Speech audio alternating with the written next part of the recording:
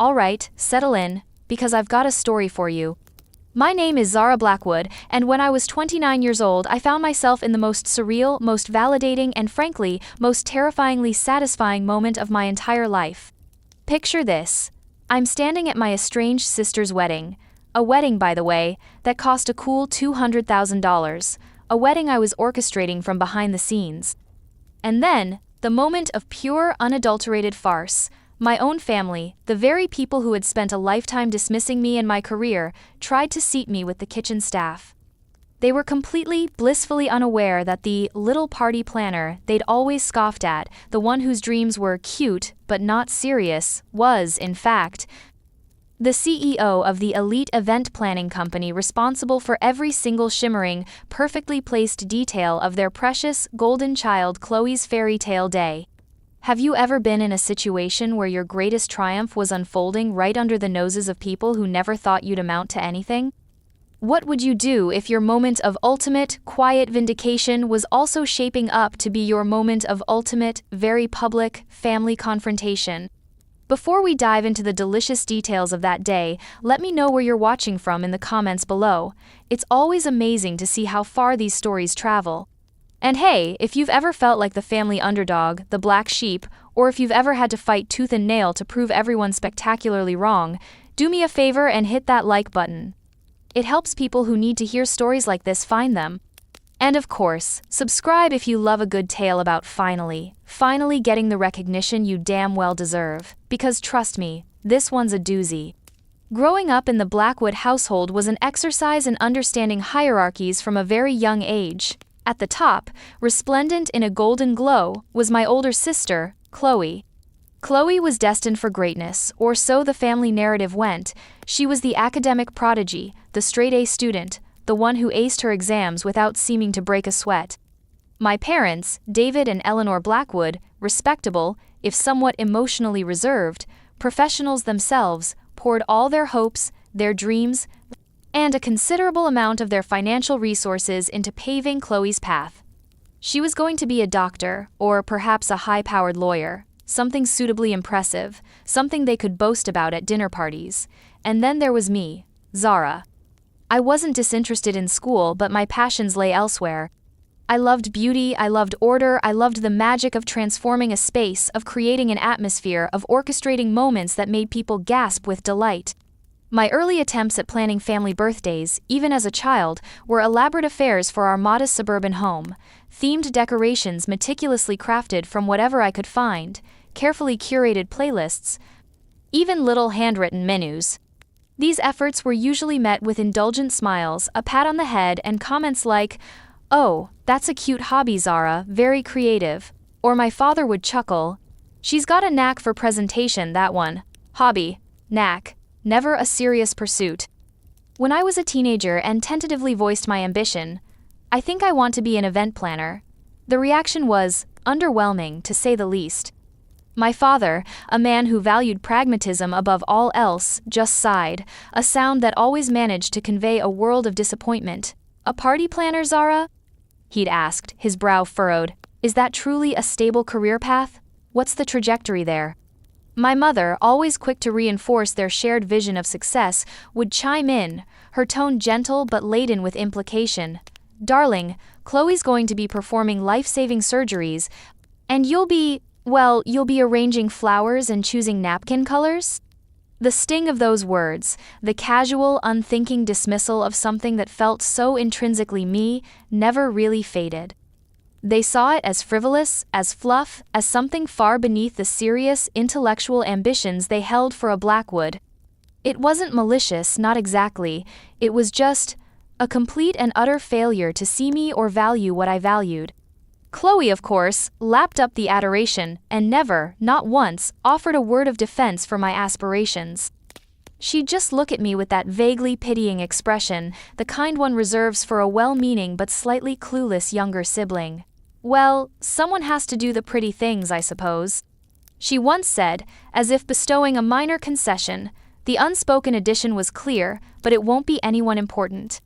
The fissure in our already strained family dynamic didn't just appear overnight, it was a slow crack that widened with every passing year, every fresh instance of comparison. But the event that truly served as the catalyst for our eventual estrangement, and ultimately for the delicious irony of this entire story, occurred about 5 years before Chloe's wedding. I was 24, and I'd just landed my first significant solo event planning contract. It wasn't a wedding, it was a corporate gala for a well-known local tech company. It was a huge deal for me.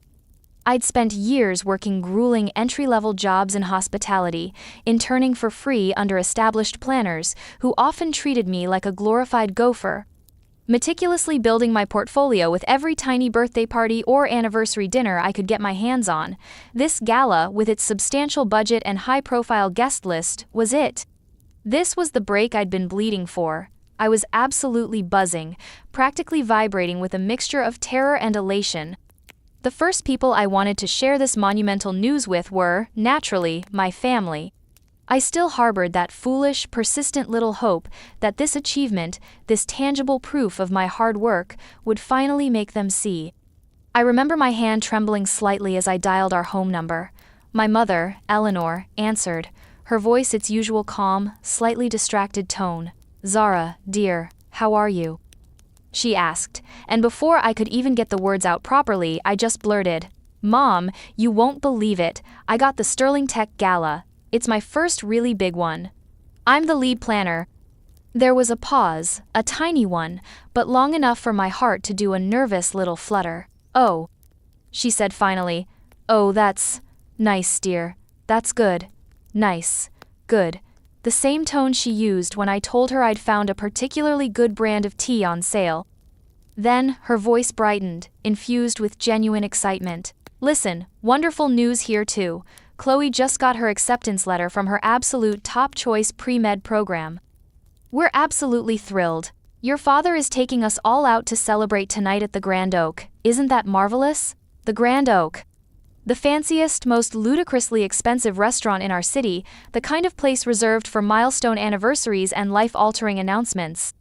My achievement, the culmination of years of relentless, often thankless, toil, the first real validation of my chosen path, was just nice. Chloe's entirely predictable step on her meticulously preordained journey to medical superstardom warranted a lavish, top-tier celebration. The contrast was a physical blow.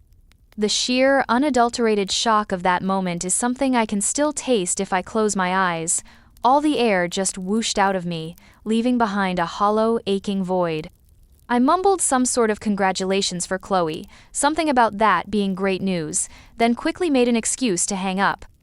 I remember sinking onto the worn, second-hand rug in my tiny, budget-stretching apartment, the gala contract still clutched tightly in my hand, its crisp paper a stark contrast to the wilting of my spirit, and then I just cried.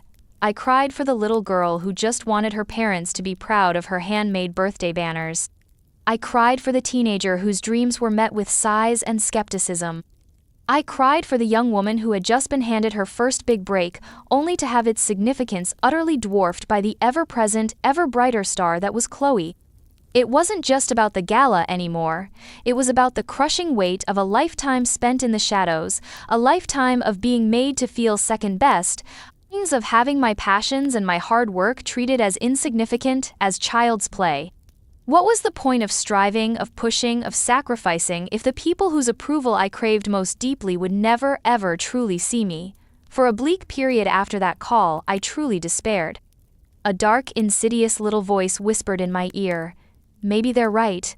Maybe you are just fluff. Maybe this is all a silly, pointless charade."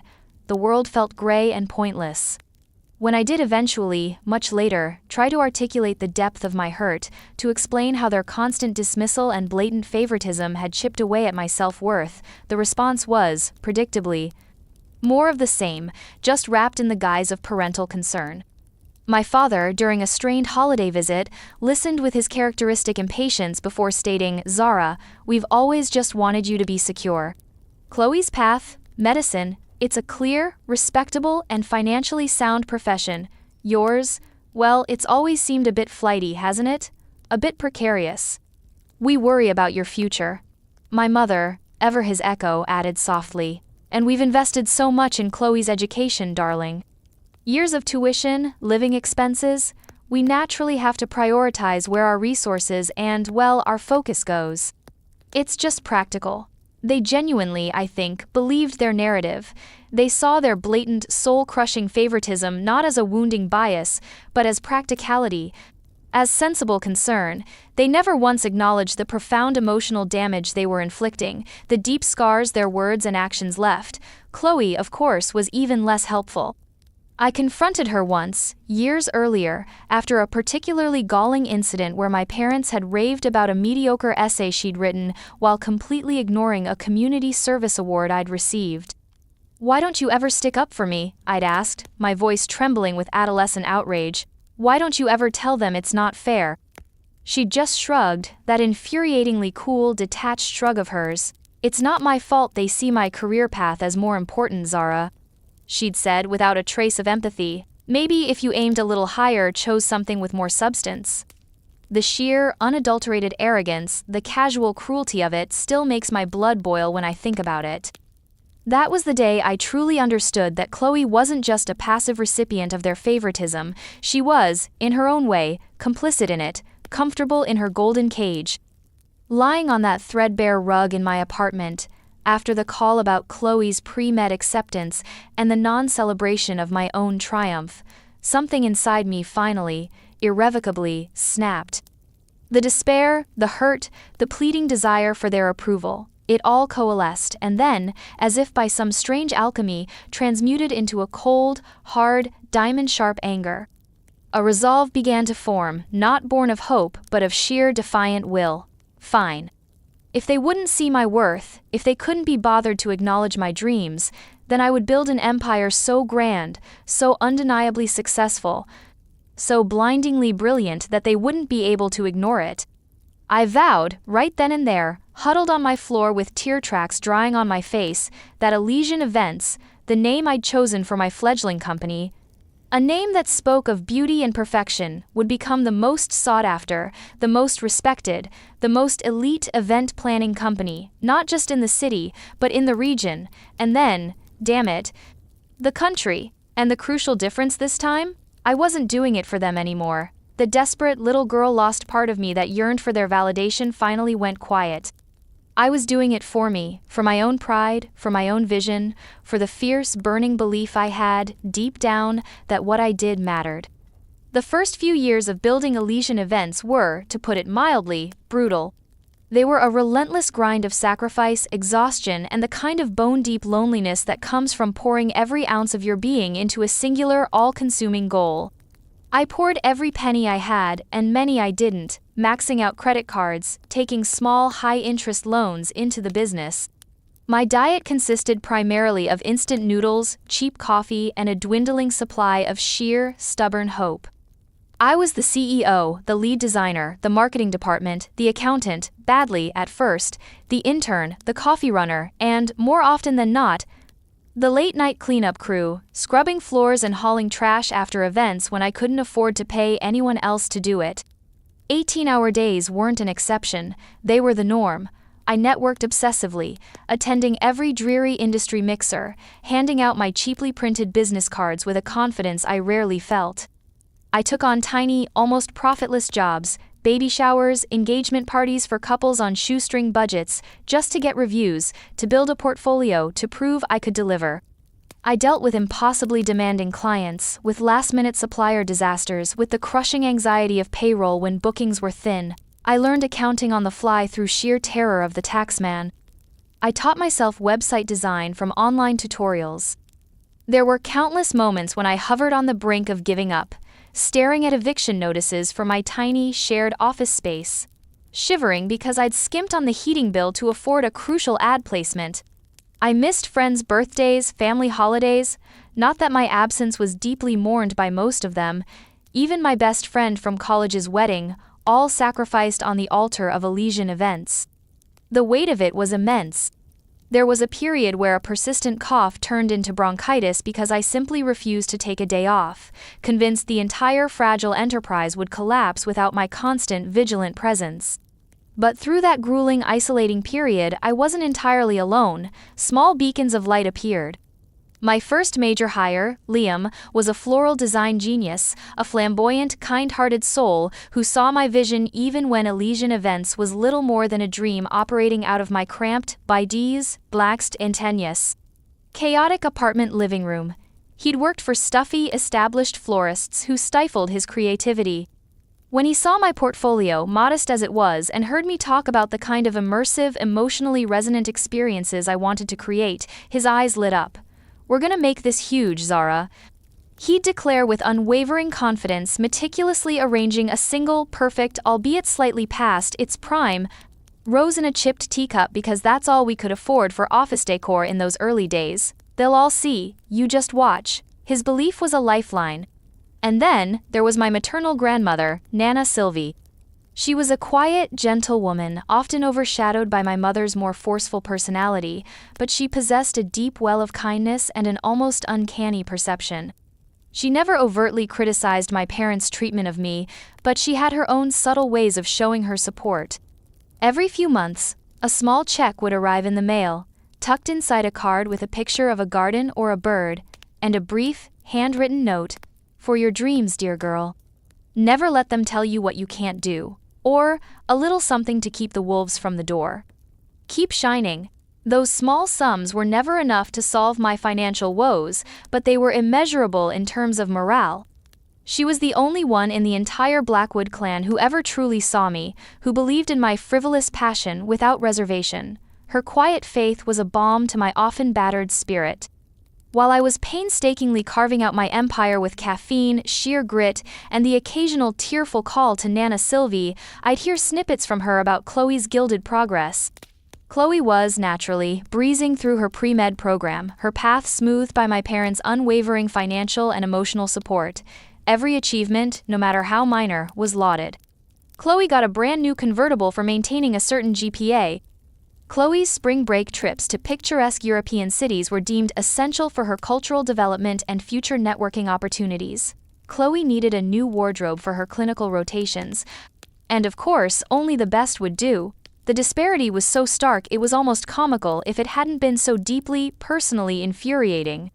They were practically paving her road with 24-karat gold bricks, while I was out there with a rusty pickaxe, trying to hack a path through solid granite, fueled by little more than ramen and defiance. It wasn't jealousy of Chloe's things, precisely, it was the profound unfairness of the invisible support system she took for granted, the unspoken assumption that her needs and desires were inherently more valid, more worthy, than mine. It just made me dig my heels in harder. Every story of Chloe's effortless ascent just added more fuel to my own burning ambition. 5 years. 5 long, arduous, transformative years passed since that vow on my apartment floor. 5 years of relentless work, of learning, of failing, of getting back up, and of slowly, painstakingly, building. And Elysian Events? Elysian Events wasn't just surviving anymore, it was thriving. It was more than thriving, it was a bona fide sensation in the luxury event planning world. We were the name whispered among the city's elite. Our work, Liam's breathtaking floral artistry combined with my obsessive attention to detail and innovative concepts, started getting noticed. We were featured in glossy bridal magazines, the kind that cost more than my weekly grocery budget in the early days. We won industry awards. Best New Event Planning Company, then Most Innovative Event Design. We began planning events I could once only have dreamed of, opulent weddings for minor celebrities, high-profile corporate launches for national brands, exclusive charity galas that raised millions. Our minimum budget for a wedding now comfortably sat in the 6 figures, and often climbed much higher. I had a dedicated team of 20 passionate, talented professionals, planners, designers, coordinators, logistics wizards. We operated out of a chic, spacious office in a desirable downtown location, the kind of place that smelled of success and expensive coffee. I had a reputation for creating flawless, breathtaking, unforgettable events. I had, by any objective measure, made it. I was a CEO, I was a success story. Did my family, the architects of my initial drive for defiance, know any of this? Barely. The information pipeline, mostly Nana Sylvie, was spotty and heavily filtered by their own ingrained biases.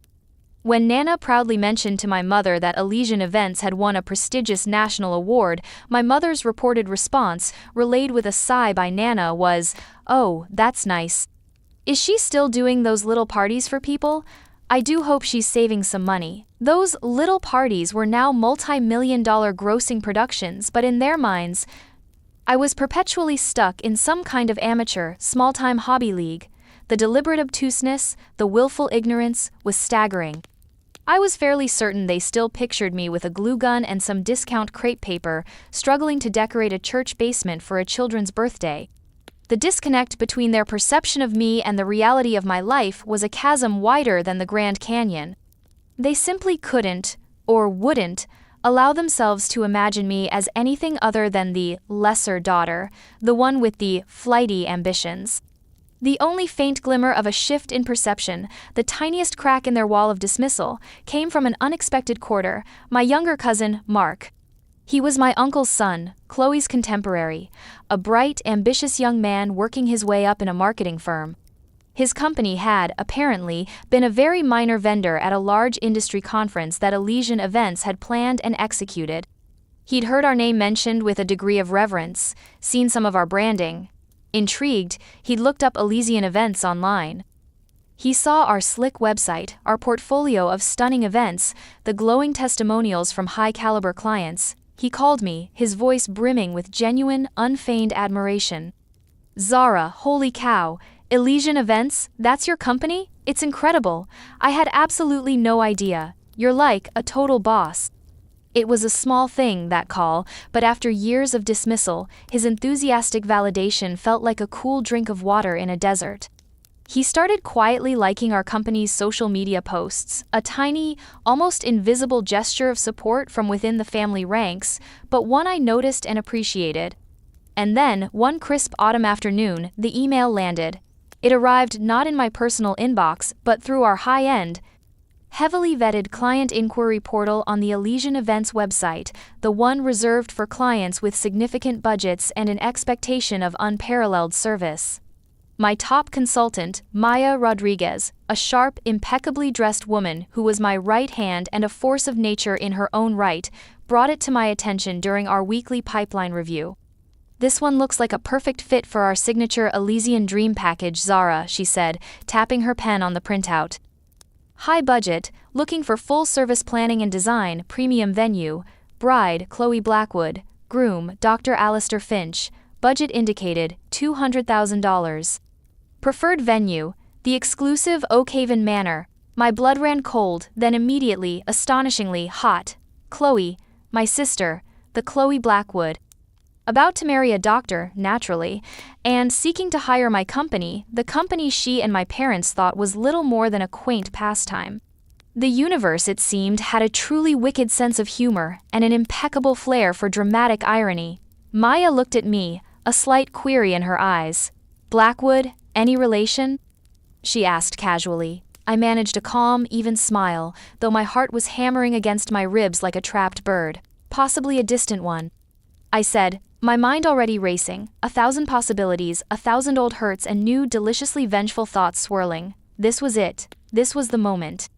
The universe hadn't just handed me a stage, it had handed me the most elaborate, expensive, and emotionally loaded stage imaginable for a reckoning I hadn't even consciously known I was waiting for. The wedding was set for 6 months later, in the peak of the spring season. 6 months to plan my sister's dream wedding, while she remained blissfully ignorant of who was truly pulling the strings. The irony was so thick, so rich, I could almost taste it. The wedding day arrived, a perfect jewel of a spring morning, the kind poets write about and brides pray for. Oakhaven Manor, a historic estate nestled in rolling countryside, was a symphony of cream roses, blush peonies, shimmering silks and cascading crystal chandeliers, every single detail meticulously planned, sourced and executed by the team at Elysian Events, under my direct, though mostly anonymous, supervision. I had assigned Maya as the lead client-facing planner. She had the perfect blend of warmth and ironclad professionalism to handle Chloe, and, more dauntingly, my mother, who I knew would be in full, overbearing mother-of-the-bride mode. But I was there, on site, a silent, watchful presence from dawn till long after dusk. I moved through the controlled chaos of setup like a ghost, overseeing every placement, every lighting cue, every floral arrangement, dressed in my standard professional attire. A sharply tailored black suit, low heels for comfort and speed, my CEO hat firmly, if invisibly, on.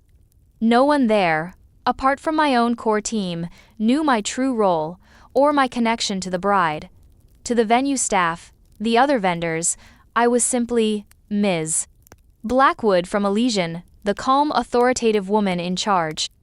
The ceremony, held in Oakhaven's sun-dappled rose garden, was flawless, moving even my cynical heart a little with its sheer, picture-perfect romanticism. Chloe looked radiant, if a little nervous. Alistair, her handsome doctor groom, looked suitably smitten. My parents, David and Eleanor, were practically incandescent with pride, flitting about like Lord and Lady of the Manor, basking in the reflected glory of their successful daughter and her equally successful new husband. The cocktail hour, held on the sweeping stone terrace, buzzed with polite chatter, tinkling glasses, and the strains of a string quartet, all, of course, arranged by Elysian Events. Then came the reception. The grand ballroom was a masterpiece of understated opulence, exactly the kind of aesthetic Elysian was renowned for. I was doing a final discreet check of the table settings, ensuring every candle was lit, every menu perfectly aligned, when my mother spotted me near the catering service entrance. She beckoned me over, a tight society smile stretched across her face, the kind that didn't quite reach her eyes. "Zara, there you are, darling. We were wondering where you'd gotten to. Chloe was just asking about you." Before I could formulate a polite, non-committal response, my father joined them, his chest puffed out in his expensive tuxedo. He gave my professional black suit a cursory, dismissive glance. "Ah, Zara, good, you're here." He cleared his throat. "Listen, things are a bit, well, the seating chart is rather tight. All the tables are quite full with Alistair's family, his parents' important colleagues, and, you know, our closest friends. It's a bit of a squeeze." He gestured vaguely towards the bustling kitchen doors. "Could you just, perhaps find a spot with the catering staff? In the back? I'm sure they wouldn't mind an extra hand, and you're so good at organizing things. You could probably help them out back there, make sure everything's running smoothly." He said it so casually, so unthinkingly, as if he were asking me to pass the canapes, the catering staff.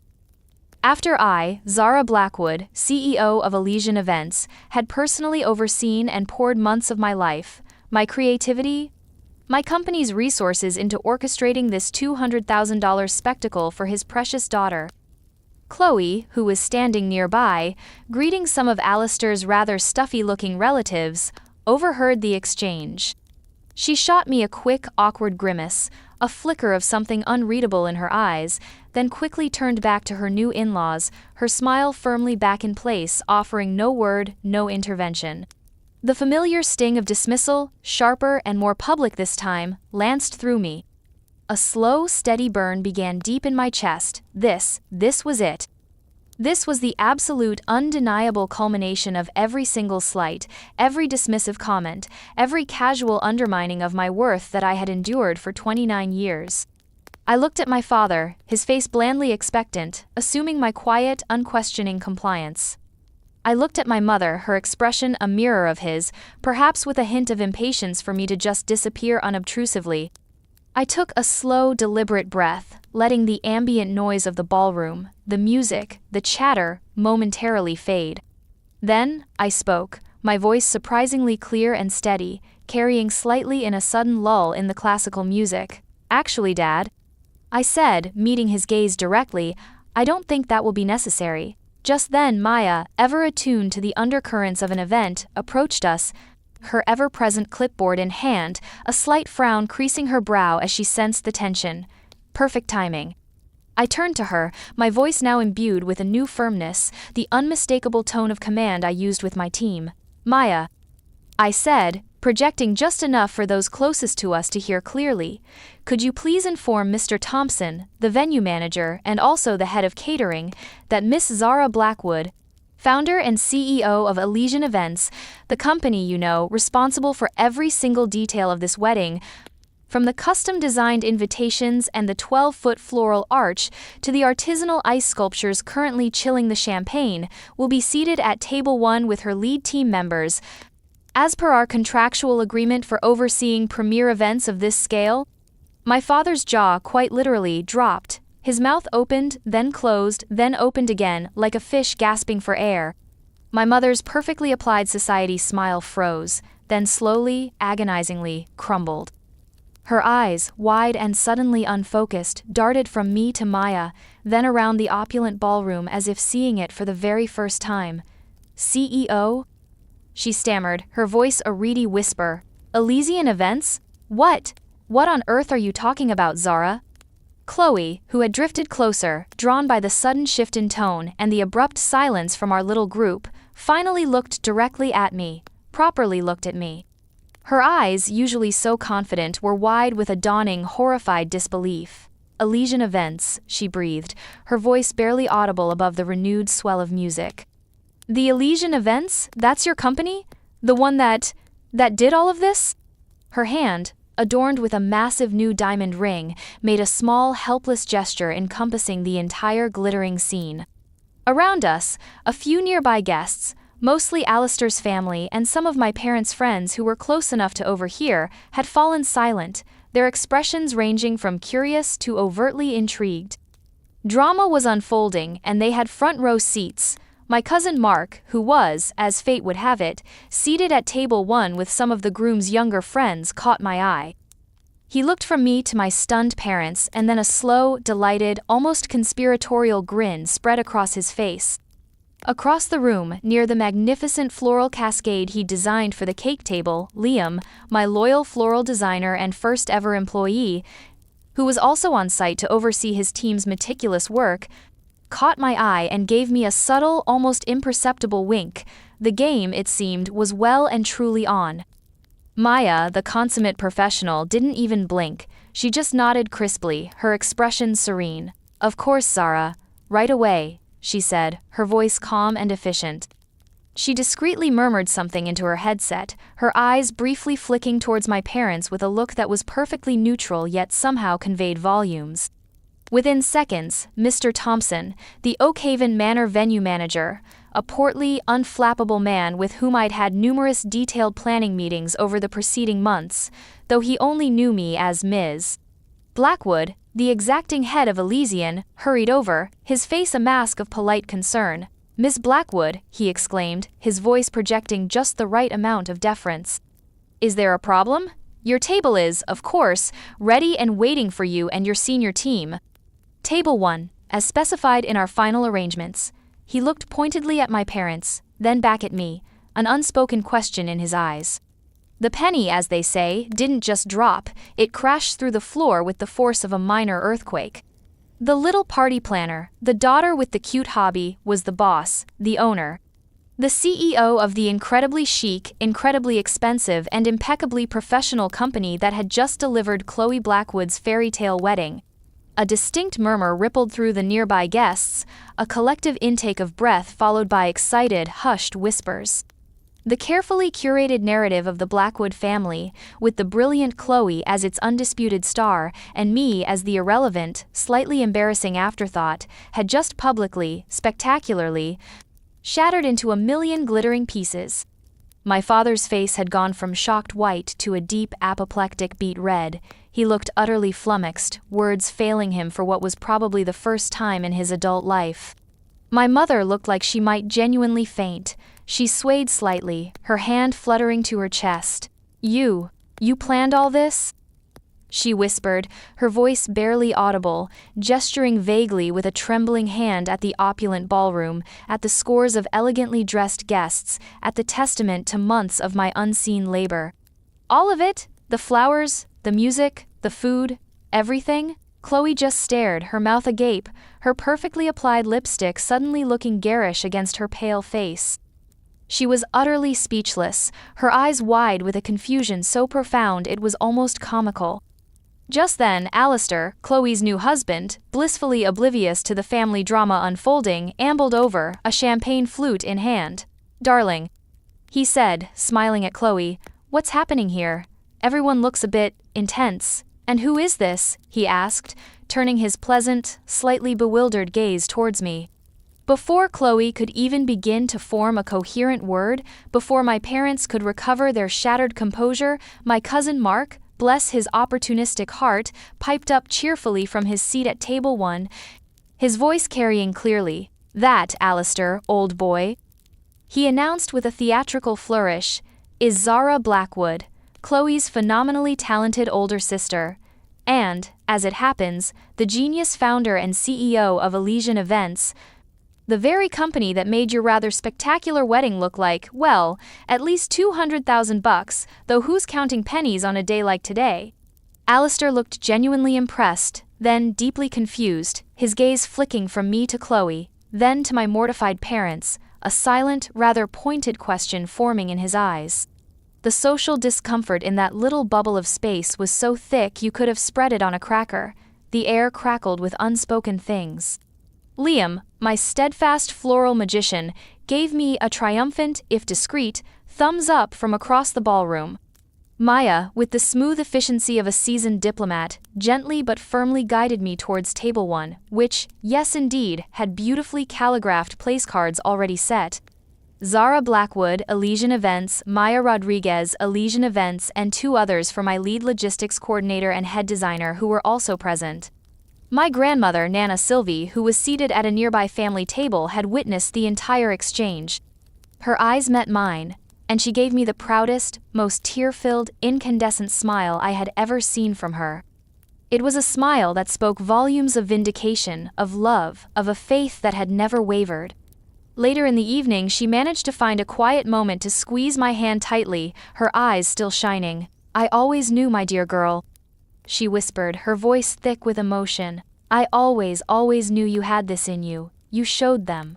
Oh, you gloriously showed them all." Even some of Alistair's more discerning relatives, clearly impressed by the flawless execution of the event, and undoubtedly sensing the dramatic undercurrents, made a point of seeking me out throughout the reception, not just to compliment the wedding in general, but to specifically praise Ms.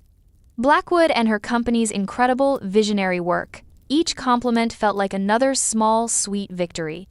My parents, David and Eleanor Blackwood, master purveyors of social propriety, avoided me with an almost comical diligence for the remainder of the elaborate reception they had inadvertently funded through my company.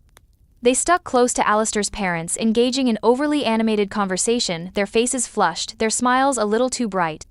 Looking for all the world like 2 people desperately trying to pretend a bomb hadn't just detonated in the middle of their carefully constructed lives. They looked thoroughly, exquisitely humiliated. Chloe, on the other hand, eventually found me. It was much later in the evening, as the party was winding down, the dancing had become more energetic, and the champagne had flowed freely. She approached me hesitantly, her bridal radiance somewhat dimmed, her face a complex mixture of shame, bewilderment, and something else I couldn't quite decipher, perhaps a dawning, reluctant respect. "Zara," she began, her voice low and uncertain. I had no idea. Elysian Events it's huge, it's incredible. Why didn't you ever tell us? Why didn't you say something?" I looked at her, really looked at her, perhaps for the first time without the filter of old resentments. I saw not just the golden child but a young woman clearly grappling with a shocking new reality. "Tell you what, Chloe?" I asked, my voice quiet but firm. "That I was building a successful business? That my little hobby was becoming a multi-million-dollar company? Would you have believed me? Or would it have just been dismissed as another one of Zara's little projects, another flight of fancy not worth your serious consideration?" She had no answer. She just stared at her ridiculously expensive shoes, the silence stretching between us. The power dynamic, the one that had defined our relationship for our entire lives, had irrevocably, seismically shifted. I wasn't the one seeking approval anymore. I didn't need it. And that, I realized with a sudden, liberating clarity, was the most profound victory of all. That night, Chloe's wedding night, the night my family tried to seat me with the staff, was a monumental turning point, not just for my fractured family relationships, but for me internally. The success of Elysian Events, already significant, continued its upward trajectory. We opened branches in 2 other major cities within the next 3 years. Our client list became even more exclusive, our reputation even more gilded. I was, much to my own surprise and Nana Sylvie's immense delight, featured in Forbes 30 Under 30 a couple of years later, a surreal moment that involved a very glossy photo shoot. But more importantly than all the external trappings of success, I found a deep, abiding sense of peace. The desperate, gnawing need for my family's validation, the ache that had been a constant companion for so much of my life, had finally, blessedly, vanished. It was replaced by a quiet, unshakable confidence in my own abilities, my own judgment, my own achievements. I was living life entirely on my own terms, defined by my own successes and, yes, my own failures, all of which I owned completely. The chains of their expectations, their dismissals, had finally rusted away. I was free. My parents were, as I mentioned, profoundly embarrassed by the wedding night revelation. The sheer scale of their misjudgment, exposed so publicly, was a bitter pill for them to swallow. It took months, many awkward silences, and a few stilted, uncomfortable phone calls before they could even attempt something resembling a normal conversation with me. My father, to his credit, eventually offered an apology. It was a stiff, awkward, deeply uncomfortable affair, delivered during a strained Sunday brunch he'd insisted on. Zara, he'd mumbled, staring intently at his plate of eggs Benedict. It seems we misjudged you. Your mother and I, we are, in fact, very proud of what you've managed to build. It wasn't the warm, cathartic, movie moment reconciliation one might dream of, but given our history, it was monumental. It was something. My mother still struggles with it, I think. It's hard for her to reconcile the daughter she so casually dismissed as flighty with the successful, financially independent businesswoman I've become, arguably more successful in her chosen field, than the daughter she had always idolized. Her compliments are still sometimes backhanded, tinged with a faint surprise that I, Zara, could actually achieve such things. Chloe and I, our relationship is still a work in progress. It's complicated. She did try to apologize properly, a few weeks after the wedding, her voice thick with a shame that seemed genuine. I was a brat, Zara, she'd said, actually meeting my eyes. A spoiled, oblivious brat. I was so caught up in being the favorite, in living up to their expectations, that I never saw you. I never saw what you were doing, what you were capable of. I am so sorry. We're tentatively, cautiously rebuilding something. It's not the easy, giggling sisterly bliss you see in advertisements, but it's a start. There's a new, fragile respect between us. In perhaps the most bizarre turn of events, she actually calls me for business advice now, relating to some fundraising initiatives for the hospital where she works. The irony is not lost on me. Looking back on it all now, from the vantage point of a few more years and a lot more peace, those long years of being dismissed, underestimated, and overlooked were undeniably painful, incredibly so. There were times when the casual cruelty of it felt like a physical weight, pressing down on my chest, making it hard to breathe. But, and this is a big but, those very same experiences also forged a resilience in me, a determination, a sheer bloody-mindedness that I wouldn't trade for anything. They made me fight harder, dream bigger, push myself further than I ever thought possible. I learned, the hard way, that true validation, the kind that sticks, the kind that matters, has to come from within. Seeking it from people who are either unable or unwilling to give it is a fool's errand, a recipe for perpetual disappointment. I learned that family isn't always or exclusively about blood ties. It's about who lifts you up, who champions your cause, who believes in your light even when you can't quite see it yourself. My incredible team at Elysian Events, my fiercely loyal friend and colleague Liam, and most importantly, my beloved Nana Sylvie, they became my true family, my unwavering support system. They saw me, they valued me, and they celebrated my victories long before anyone else in my biological family even knew they were happening. So what's the big takeaway, the moral of this rather long and winding story? It's this: don't ever let anyone else define your worth or the value and validity of your dreams. If you've got that fire in your belly for something, that passion that makes your heart beat faster, then you pursue it with everything you've got. You owe it to yourself, and you know what? Sometimes, being underestimated, being dismissed, can be the greatest superpower you can possibly have. It makes you invisible in a way, free to build and strive without the burden of anyone else's expectations, and it makes your eventual, inevitable triumph all the sweeter, all the more satisfying. What are your stories of overcoming expectations, of proving the doubters wrong? I would genuinely love to read them, so please share them in the comments below. Let's build a community of underdogs who made it. And please, don't forget to hit that like button if my journey resonated with you, and definitely subscribe for more stories about finding your own path and owning your own power. Because ultimately, remember this: your value is inherent, it's not granted by others, it's discovered within. Go out there and build your own damn empire, whatever that looks like for you. You've got this.